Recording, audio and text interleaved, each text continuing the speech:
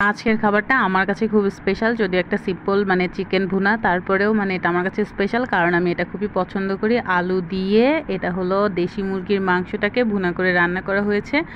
আর হচ্ছে এটা আমি খুবই মানে আমার কাছে খুবই পছন্দের। যে কোনো মানে চিকেন, অনেক ধরনের চিকেন আছে, যে পাকিস্তানি বা হচ্ছে কাটা মুরগি, তারপরে ব্রয়লার মুরগি, তার মধ্যে আমার সবচেয়ে পছন্দের হচ্ছে এই দেশি মুরগির মাংসটা। তো আমি হচ্ছে এই পিসগুলো বেশি পছন্দ করি, একটু রানের পিস, একটু পাখার পিস, তারপর চামড়াটা আমার কাছে অনেক ভাল লাগে। দেশি মুরগির চামড়া একটু মানে তেল তেল হয়, ওই জিনিসটা আমার কাছে খুবই পছন্দ।